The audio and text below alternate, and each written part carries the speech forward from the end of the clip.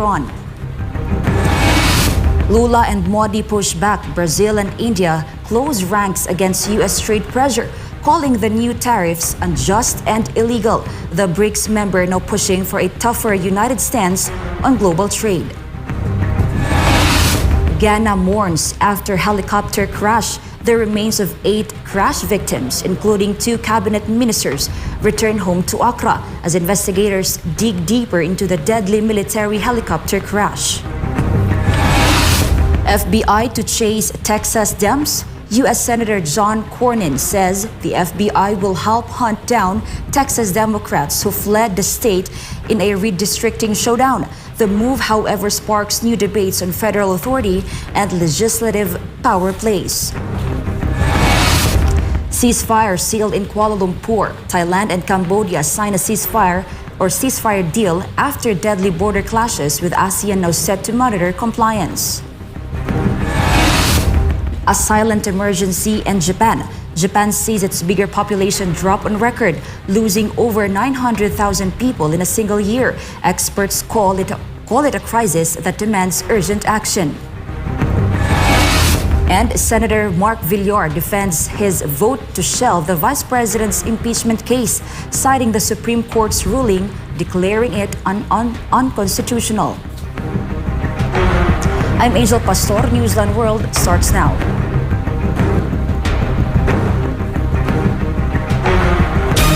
First in our news, Brazil and India are joining forces to push back against sweeping U.S. tariffs, calling for stronger cooperation and united front against what they call unfair trade pressure. Daniela Paulite for the details.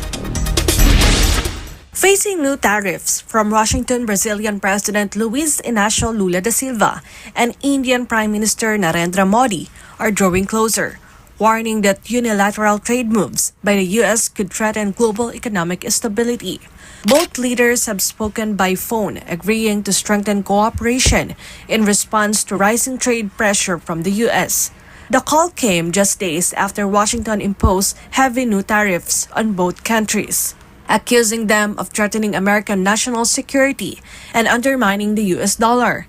Brazil was hit with a 50% tariff after President Trump criticized the prosecution of former leader Jair Bolsonaro, calling it political persecution. India was targeted over its oil trade with Russia. Both countries have slammed the moves. Brazil called it an illegal attack on its sovereignty. India labeled it unjust and unreasonable. Trump has also warned of further tariffs against BRICS members, the economic bloc including Brazil, Russia, India, China, and South Africa, accusing them of trying to weaken the dollar. The BRICS group, now larger than the G7 in total GDP, has been a growing target of criticism from Trump, who accuses its members of trying to replace the US dollar as a reserve currency, to which BRICS denies. Lula says he will propose a special BRICS summit to coordinate a joint response to what he calls Washington's trade aggression. Meanwhile, fellow BRICS member China has also spoken out, denouncing the U.S. tariffs on Brazil as unsustainable and voicing strong support for Brazil's efforts to defend its sovereignty and dignity. Beijing warned against what it called unwarranted external interference in Brazil's internal affairs. Indian Prime Minister Narendra Modi is expected to visit China later this month, where he is likely to meet President Xi Jinping. Brazil is the current chair of the BRICS, and Modi will take over from Lula as the chair of the bloc next year. Reporting for Newsline World, Daniela Paulite, SMNI News.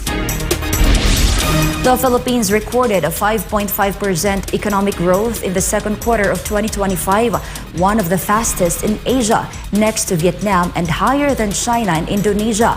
But with a looming 60-day suspension on rice imports, will it affect the country's economic performance in the coming months? Let's find out in Jason Rubrico's report. Despite global uncertainties, the Philippine economy continues to hold steady. In the second quarter of 2025, the country posted a 5.5% GDP growth, slightly higher than the 5.4% recorded in the first quarter. The Philippine economy continues to show resilience and stability. even as global challenges persist and fuel uncertainty across many fronts. According to the Philippine Statistics Authority or PSA, all major economic sectors grew year on year. Ang mga pangunahing sektor ng ekonomiya na agriculture, forestry and fishing, industry at services ay nagsipagtala ng mga pagtaas na 7%, 2.1% at 6.9% respectively. Despite the challenges, the Philippines remains among Asia's top-performing economies. With this performance, we maintain our place among the fastest-growing economies in emerging Asia, behind Vietnam's 8.0% growth, but ahead of China's 5.2% and Indonesia's 5.1%.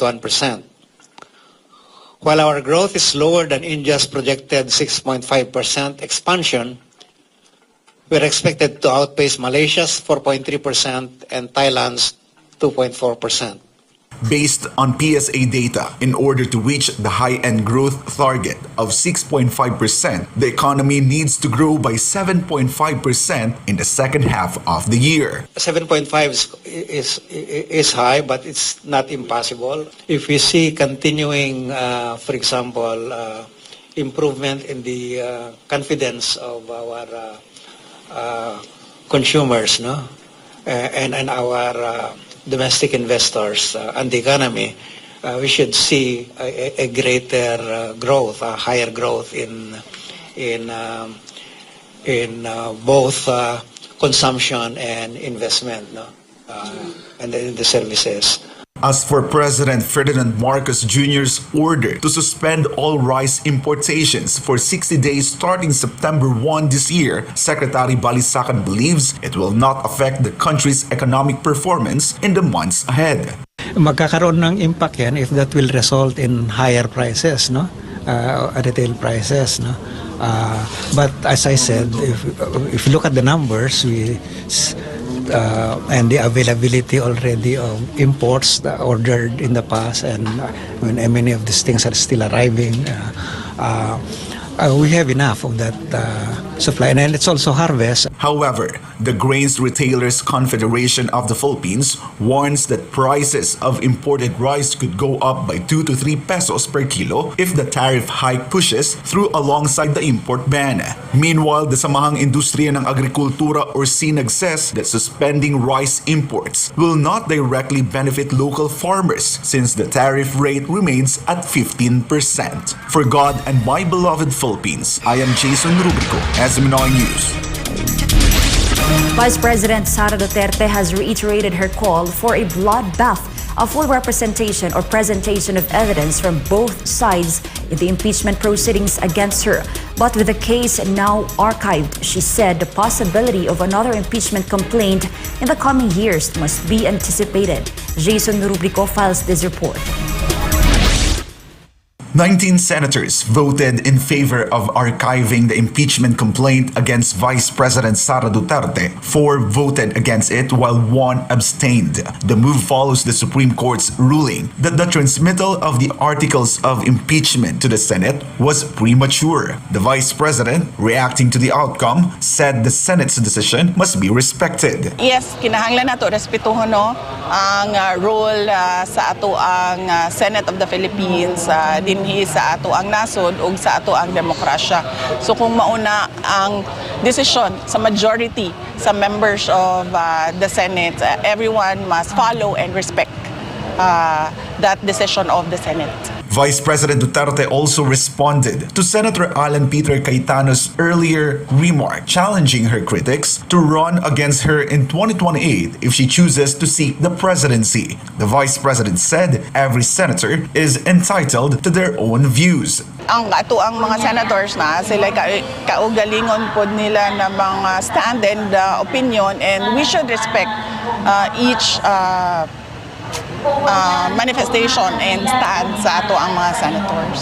VP Sara again underscored her desire for a bloodbath, a chance for all prosecution and defense evidence to be laid out before the public. Now that the case is archived, she says the possibility of new impeachment complaints must be anticipated. I wanted a bloodbath, meaning I wanted all the pieces of evidence from the prosecution and all the pieces of evidence from the defense presented for everyone.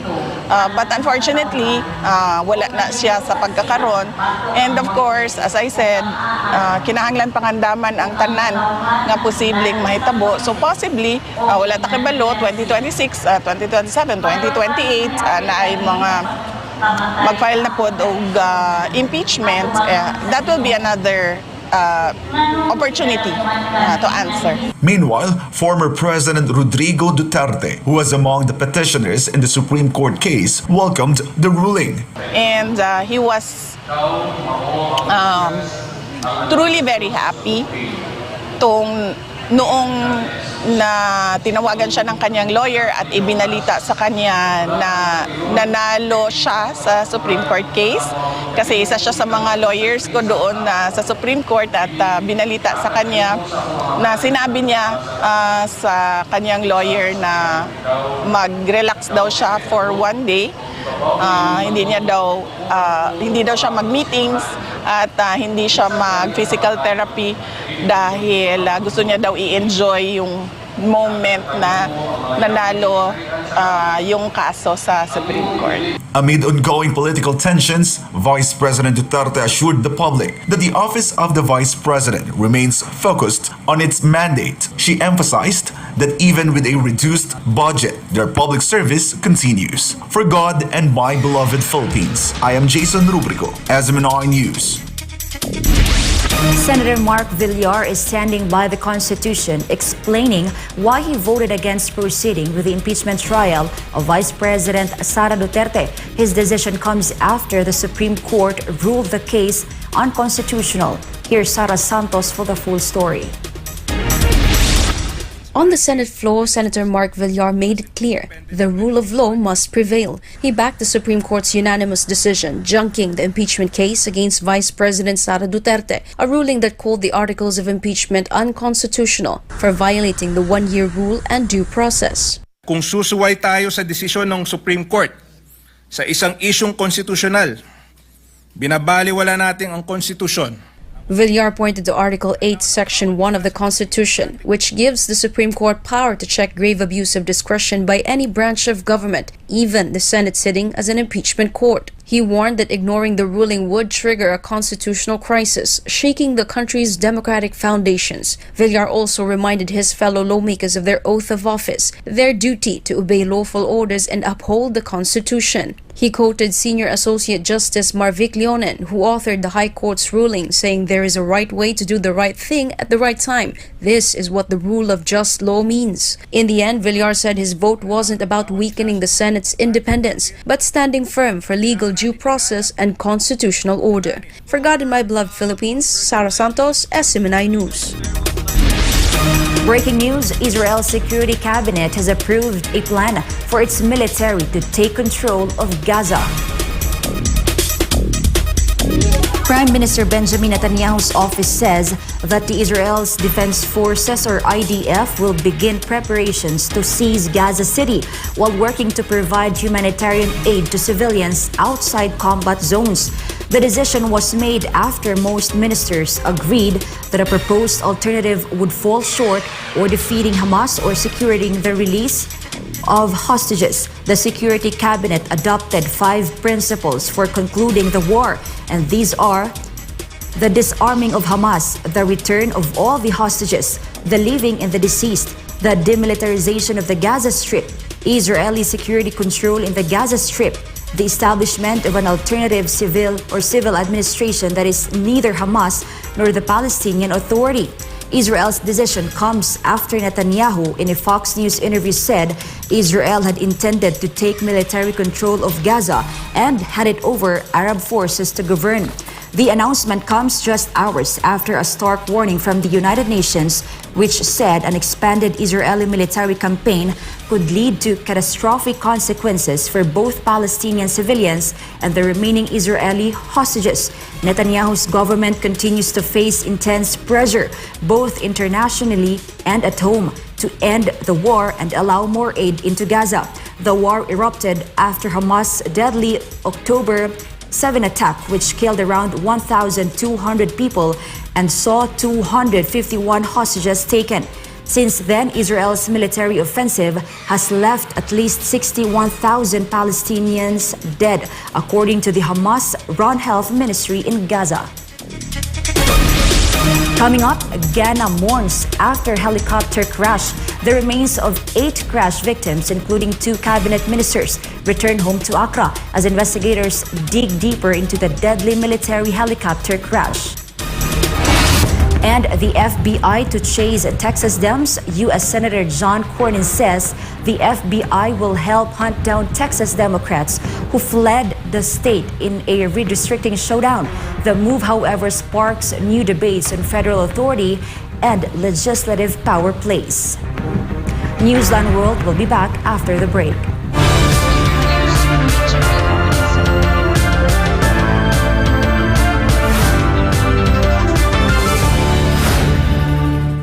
Matunog ngayon ang salitang impeachment sa Pilipinas dahil sa nakambang impeachment trial kay Vice President Sara Duterte. Pero ang tanong ng taong bayan, ito ba ay para sa interes ng bansa o para sa politikal na motibo lamang? Sa ilalim ng saligang batas, may mga opisyal ng pamahalaan na maaring tanggalin sa pwesto sa pamamagitan ng impeachment. Kabilang dito ang Pangulo, Pangalawang Pangulo, mga mahistrado ng Korte Suprema, mga miyembro ng Constitutional Commission at ang Ombudsman. Maaaring ma-impeach ang mga nabanggit na opisyal dahil sa matinding paglabag sa konstitusyon, pagtataksil sa bayan, panunuhol, katiwalian, mabibigat na krimen o pagtataksil sa tiwala ng publiko. Sa kasaysayan ng Pilipinas, ilang matataas na opisyal na ang humarap sa impeachment trial. Noong taong 2000, si Pangulong Joseph Erap Estrada ang unang Pangulo ng bansa na humarap sa isang impeachment trial. Taong 2011 naman, si Ombudsman Mercedes Gutierrez ay naharap din sa impeachment dahil sa umano'y kapabayaan sa pag-aksyon sa mga kaso ng katiwalian. Hindi na siya humarap sa pagdinig sapagkat bago pa magsimula ang impeachment trial ay nagbitiw na ito sa pwesto. Noong 2012, si Chief Justice Renato Corona ay napatalsik naman mula sa Korte Suprema sa unang pagkakataon na impeach ang isang Chief Justice matapos mapatunayang hindi niya idineklara ang kanyang Statement of Assets, Liabilities, and Net Worth o SALN ng buo. Ano nga ba ang proseso ng pag-impeach sa isang mataas na opisyal batay sa konstitusyon? Maaaring magsampa ng reklamo ang isang miyembro ng Kongreso o isang mamamayan basta may sumusuportang kongresista. Kapag 1/3 ng mga miyembro ng Kamara ang sumang-ayon, tuloy na agad ang proseso ng impeachment sa Senado. Sa sandaling maaprubahan ito ng House of Representatives, binubuo na ang Articles of Impeachment, isang dokumento na naglalaman ng mga aligasyon o batayan para sa impeachment. Pero tandaan, walang impeachment proceedings na maaaring isampa laban sa parehong opisyal ng higit sa isang beses sa loob ng isang taon. Ang Senado naman ang magsisilbing impeachment court kapag ang Pangulo ang nililitis, ang punong mahistrado ang namumuno, ngunit hindi bumoboto. 2/3 ng mga senador ang kailangan para hatulan ang opisyal. Anong parusa? Pagkakatanggal sa pwesto at diskwalipikasyon na makabalik sa gobyerno. Ang impeachment ay hindi simpleng usapin sa politika. Isa itong seryosong proseso na maaaring makaapekto sa kinabukasan ng bansa. Kaya sa panahong puno ng ingay at intriga, kinakailangan nating maging mapanuri, patas at maging makabayan. Bantayan natin ang katotohanan, pumanig tayo sa hustisya at higit sa lahat, unahin natin ang interes ng sambayanang Pilipino.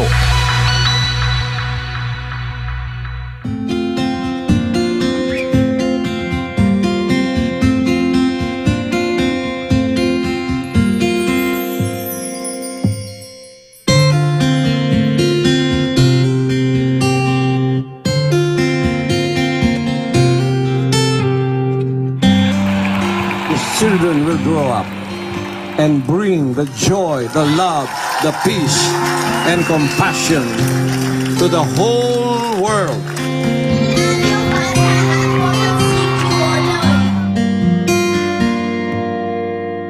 We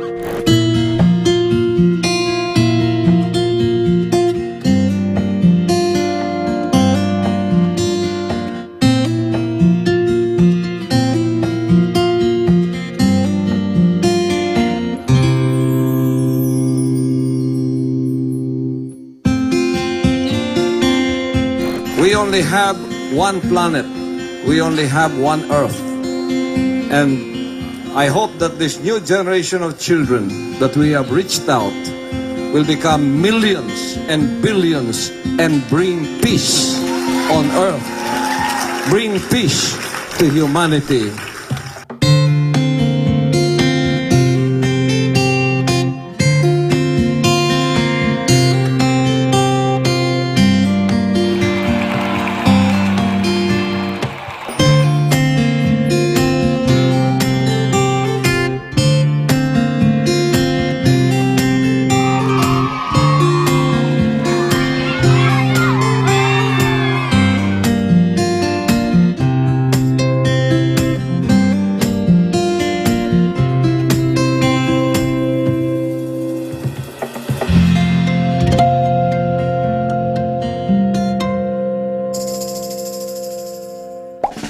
Agosto na, panahon na para ipagdiwang ang ating pagkakakilanlan bilang Pilipino. Ang buwan ng wika ay nagsimula bilang Linggo ng Wika, alinsunod sa Proclamation No. 35 ni dating Pangulong Sergio Osmeña. Ginugunita ito noon tuwing ika-27 ng Marso hanggang ikalawang araw ng Abril, kasabay ng kaarawan ni Francisco Balagtas, isa sa mga kinikilalang dakilang Pilipino sa panitikan. Pero noong 1997, pinalawak ito ni Pangulong Fidel Ramos at ginawang buwan ng Agosto sa bisa ng Proclamation No. 1041. Layunin ng selebrasyon na bigyang pansin at buhayin ang higit 180 katutubong wika sa Pilipinas, isang kayamanang dapat nating ingatan. Marami ang nagkakamali. Magkaiba ang Tagalog at Filipino. Ang Filipino ang opisyal na wika ng buong bansa, habang ang Tagalog ay isa lamang sa mga pangunahing wika. Alam nyo ba, may 8 pangunahing dialekto sa Pilipinas: Tagalog, Ilocano, Kapampangan, Pangasinense, Waray, Bicolano, Cebuano at Hiligaynon. Ang ating wika ay ating pagkakakilanlan, kaya't nararapat lamang itong pagyamanin, gamitin at ipagmalaki. Sabi nga ng ating pambansang bayani na si Jose Rizal, ang hindi magmahal sa sariling wika, daig pa ang hayop at malansang isda. Gamitin, mahalin at ipagmalaki natin ang ating sariling wika.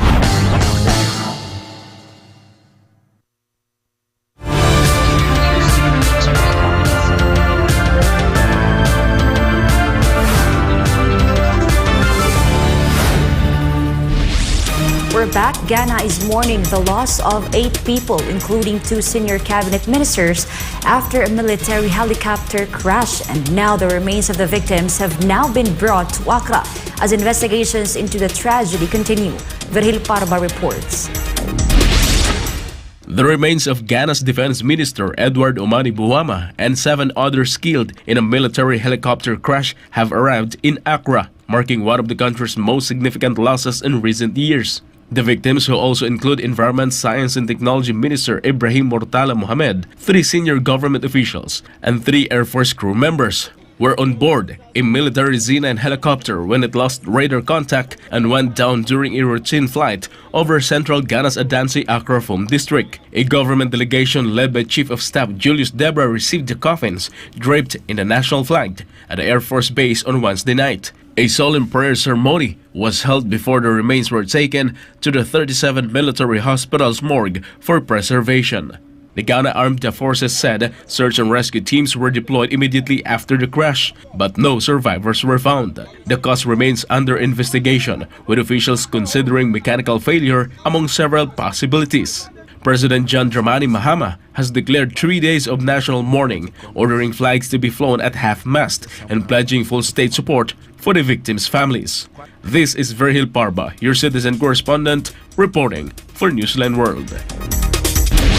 In the United States, we have a redistricting standoff that's now spilling beyond Texas borders, raising questions about federal overreach, state authority, and the limits of legislative protest. Now, one senator is calling for bold action to bring lawmakers back to the table. Valdivina Gracia tells us more. The political standoff in Texas intensified this week after Senator John Cornyn confirmed that a federal Bureau of Investigation will assist in locating Democratic lawmakers who left the state to block voting legislation. The move follows days of mounting pressure from Republican officials who have accused the absent lawmakers of derailing the democratic process. Dozens of Democrats left Texas in a coordinated effort to break quorum and prevent the passage of a controversial election reform bill that opponents claim would suppress voters' access. Cornyn's announcement comes on the heels of U.S. President Donald Trump's own comments earlier this week, in which he also suggested that federal authorities, including the FBI, may be called in to help track down the legislators. While the Texas Constitution allows for the arrest of lawmakers who refuse to attend sessions, enforcing that power across state lines raises legal and jurisdictional questions. The involvement of the FBI, typically reserved for federal matters, marks a dramatic escalation in the dispute. As of Friday, the Democratic lawmakers remain out of state, vowing not to return until the special legislative session ends. Their continued absence has brought legislative business in the Texas House to a standstill. The FBI has yet to issue a formal statement on the scope or timeline of its involvement.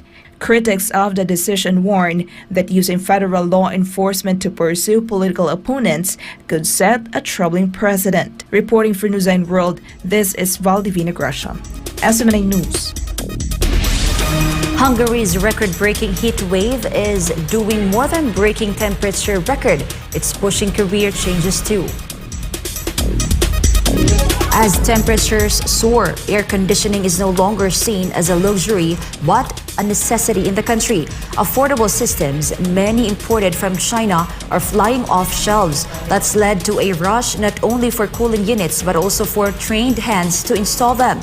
That shortage has sparked a wave of career changes, with professionals from all walks of life, from musicians to office workers, retraining as HVAC specialists. In Budapest, some crews are working non-stop, booked months in advance. In just 3 months, trainees are getting certified and training centers are now full, and the job's appeal is clear: short certification times and competitive pay. Hungary's heat wave may be seasonal, but the demand for AC and those who can install it looks like it's here to stay. Japan's population continues to shrink, and this year, the drop is the biggest ever recorded. Here's Joy Tabanal with the latest from the government's newly released data. Japan's population is shrinking faster than ever. New government data shows that the number of Japanese citizens dropped by more than 900,000 last year, a record decline.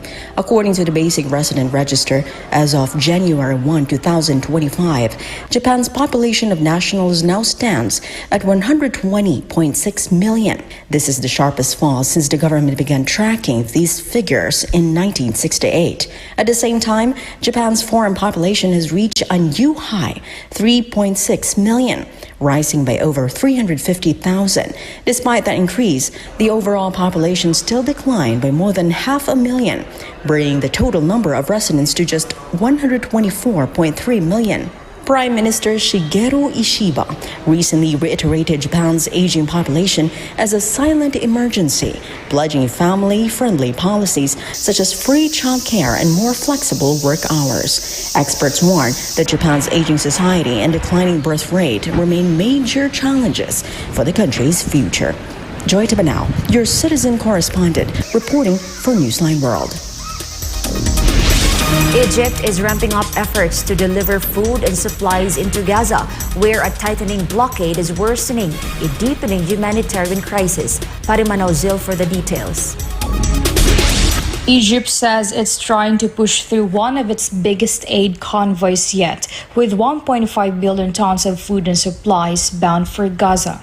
The country's 11th humanitarian campaign comes as Palestinians in the enclave face soaring hunger, shortages, and malnutrition following months of blockade since the war began last October. The trucks, part of a joint effort between the Egyptian government and civil society groups, are currently stalled due to restrictions at Gaza's crossings. While the Rafah border with Egypt is open for passengers, trucks carrying aid are being redirected to the Israeli-controlled Kerem Shalom crossing, where many have been turned back. Still, Egyptian officials say they won't stop trying. President Abdel Fattah al-Sisi recently accused Israel of waging what he called a war of starvation and has backed both ground convoys and airdrops into Gaza. Despite ongoing challenges, Egypt says it remains committed to helping Gaza civilians and will continue to press for aid to get through. Reporting, this has been Fatima Nozul, SMNI News. After days of relentless rain and widespread flooding, Manila is now bracing for another threat, leptospirosis. Mayor Isko Moreno has ordered an emergency health response across all 6 city-run hospitals. The city is on surge protocol with floodwaters still receding. The risk of leptospirosis, a deadly waterborne disease, has skyrocketed. To stay ahead of a potential outbreak, Mayor Francisco Isko Moreno Domagoso has activated leptospirosis fast lanes at the emergency rooms of all 6 city hospitals: Ospital ng Maynila, Ospital ng Sampaloc, Ospital ng Tondo, Ospital ng Santa Ana, Gat Andres Bonifacio Memorial Medical Center, and Justice Abad Santos General Hospital. These lanes are designed to quickly triage, test, and treat patients showing symptoms without delays. City Health Officer Dr. Grace Padilla has been tasked with ensuring all hospitals are prepared. That means dedicated beds, special isolation wards, and ready supplies of key medications like doxycycline. Dialysis units are also on full alert with orders to remain fully operational for severe cases. Mayor Moreno says this is about acting fast to save lives before infections surge out of control. President Ferdinand Marcos Jr. concluded his state visit to India with 18 business agreements across key sectors sealed. President Catarong for the rest of the details. President Ferdinand Marcos Jr. witnessed the ceremonial presentation of 18 new business agreements between companies from the Philippines and India, signaling a major step forward in bilateral economic cooperation focused on innovation-driven growth. The agreements were unveiled during the Philippine-India Business Forum held at the Taj West End Hotel in Bengaluru as part of President Marcos' 5-day state visit to India. Department of Trade and Industry Secretary Cristina Roque emphasized that the deals are concrete results of deepening ties between the two nations. These agreements cover a wide range of strategic sectors, including renewable energy, infrastructure, healthcare, education, information technology and business process management, digital services, and manufacturing. The deals comprising Memoranda of Understanding or MOUs and Letters of Intent highlight India's rising interest in the Philippine market, attracted by the country's strategic location, skilled workforce, and favorable investment environment. A standout agreement involves the joint development of a waste-to-energy facility, showcasing cooperation in clean energy and infrastructure. The information technology and business process management sector played a key role, with several letters of intent focusing on the establishment of digital academies and the expansion of healthcare outsourcing, business process services, and AI training initiatives. Other agreements include projects for telecom tower construction, precision sheet metal manufacturing, and a copper smelting and refining partnership. MOUs were also signed covering digital finance, commercial real estate development, and eco-friendly logistics. Additional letters of intent support plans to expand dialysis centers, clinical outsourcing services, and ventures into fuel cell technologies. The event wrapped up with a pledge to enhance digital collaboration between Philippine and Indian tech firms. For God and for my beloved country, the Philippines, this has been Carceline Catarong, SMNI News. Up next, Trump and Putin to talk about Ukraine. The Kremlin confirms President Donald Trump and Vladimir Putin will meet in the coming days as Moscow calls a new U.S. offer on Ukraine acceptable. What's on the table? We'll find out later on. And for our sports news, a trade buzz in the NBA. Could Trae Young be headed to Phoenix? Rumors are swirling that the Suns may tap the Hawks guard as a blockbuster trade for Kevin Durant, a move that could shake up the NBA. Stay tuned, Newsline World will be back.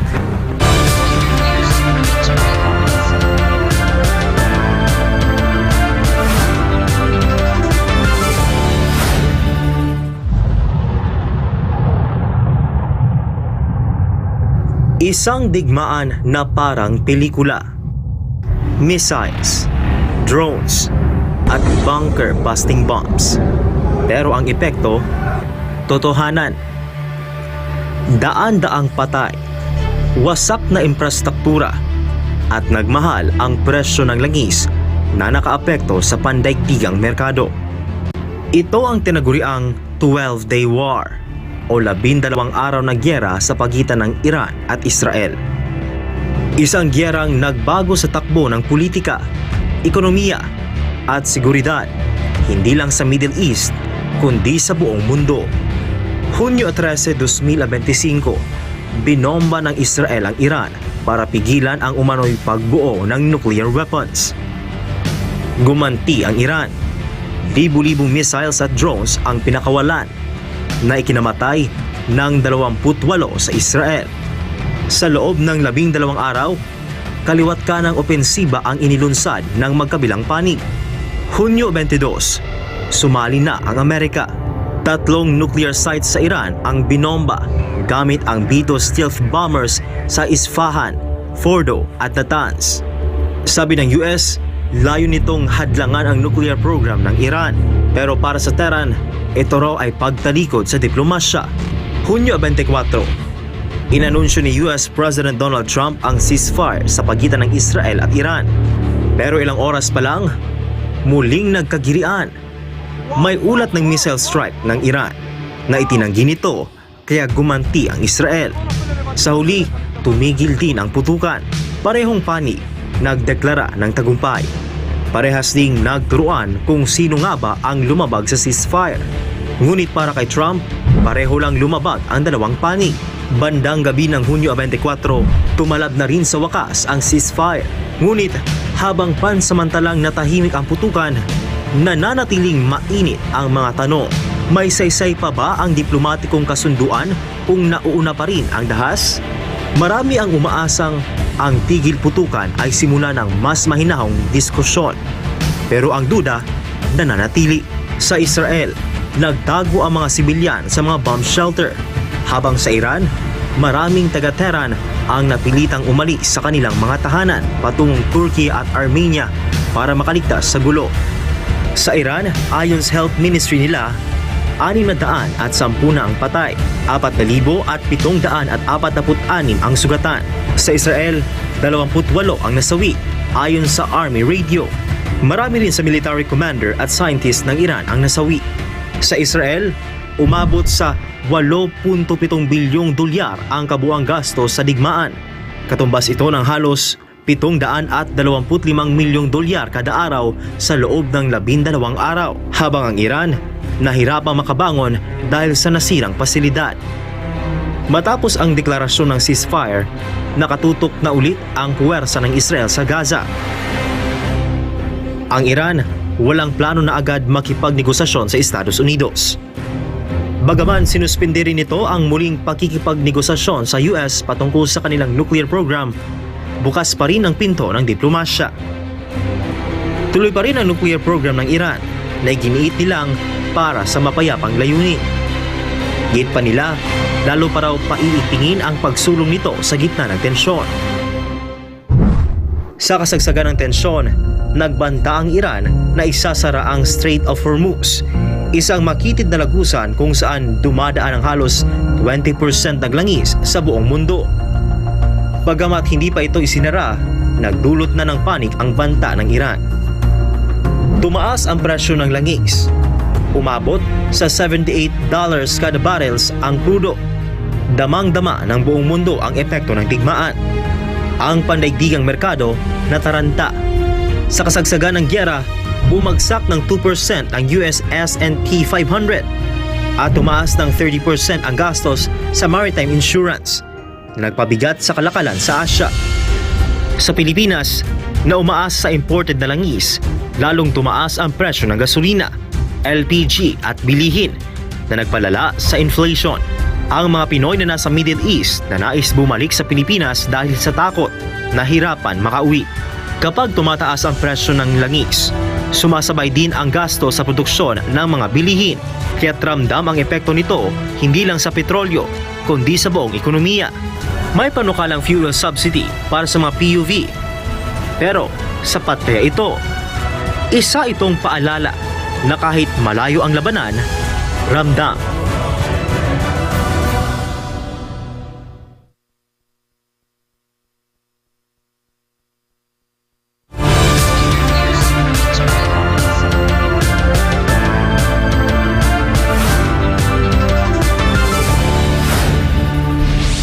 Tensions between Cambodia and Thailand may finally be easing after both countries signed a formal ceasefire deal in Malaysia.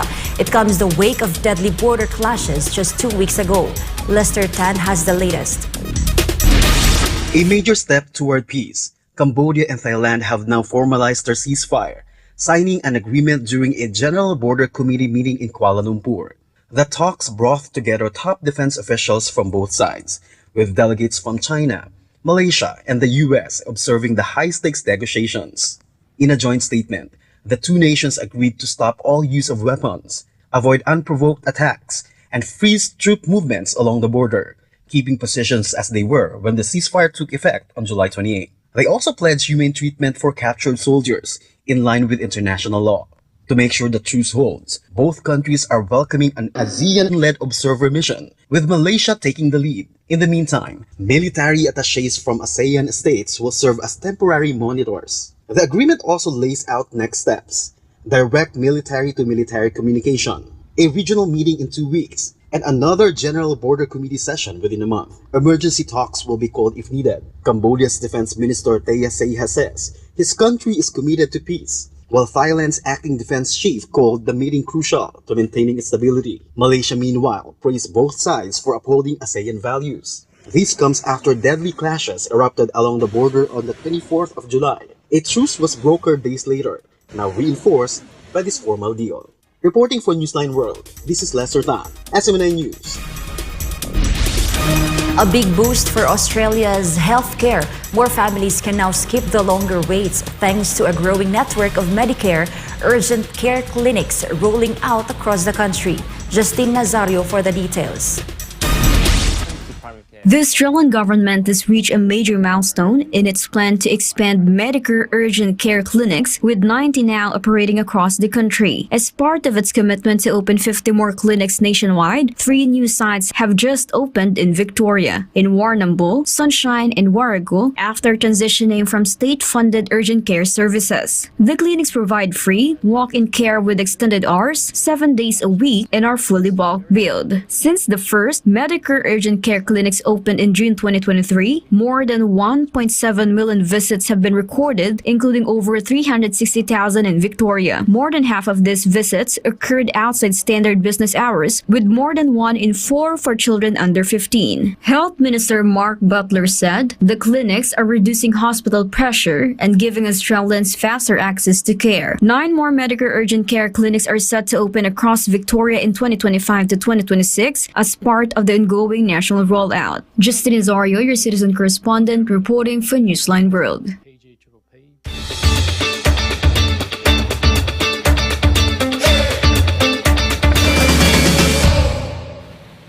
For our good news, as the world celebrates International Cat Day, one shelter story is warming hearts everywhere. A tale of 2 kitten brothers who simply couldn't bear to be apart. When a man visited the shelter intending to adopt just 1 kitten, the pair clung to each other as if silently pleading to "Don't leave me without my brother." Staff say the tiny siblings even cried when separated. The black kitten wrapped himself around his brother, refusing to let go. Moved by the moment, the man decided to take them both home. Their bond was so strong that shelter workers knew they were meant to stay side by side, a perfect reminder on International Cat Day of the deep connections animals share. Because of these kittens, home wasn't just a place, it was being together, and now they'll never have to spend a day apart.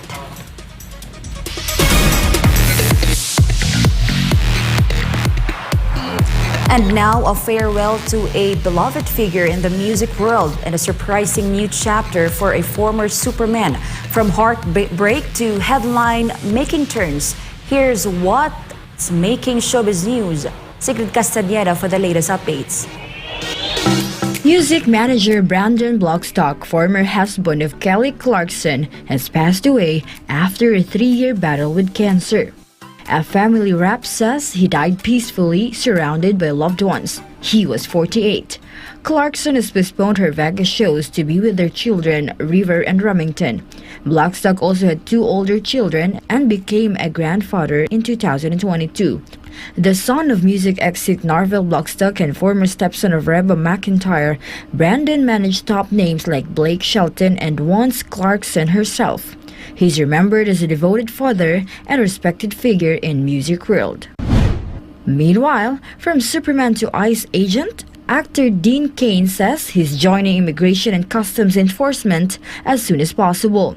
The Lewis and Clark star, already a certified police officer, made the announcement on Fox News backing former President Trump's deportation plan. Cain also posted a recruitment video on X urging others to apply. Hey everybody, Dean Cain here. And for those who don't know, I am a sworn law enforcement officer as well as being a filmmaker. I felt it was important to join with our first responders to help secure the safety of all Americans, not just talk about it. So I joined up. And here's your opportunity to join ICE. You can earn lots of great benefits and pay.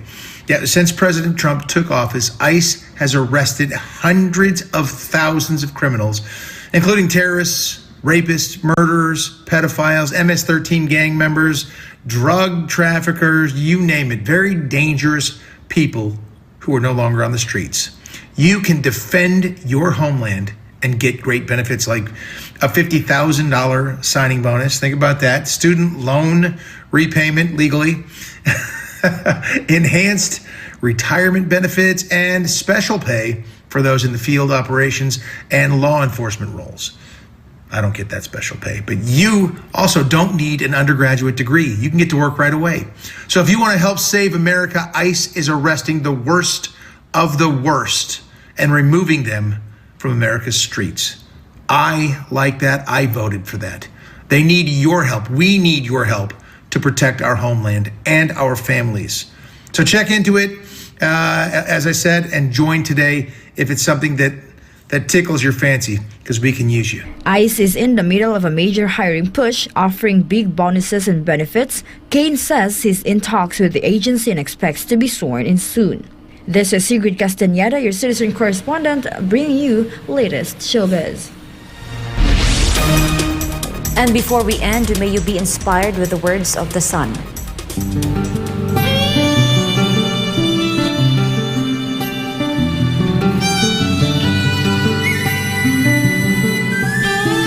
Nobody can stop me from preaching the core message of the sun and the laws written in our hearts, and the supreme law of the kingdom, which is love. No hate, but love.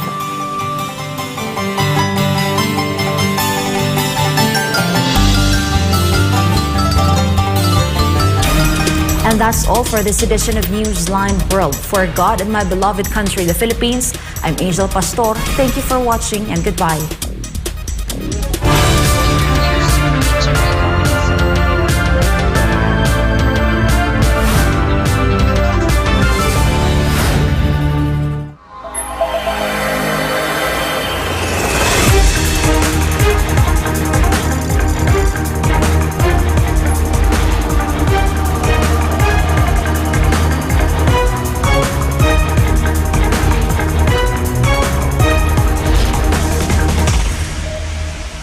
This is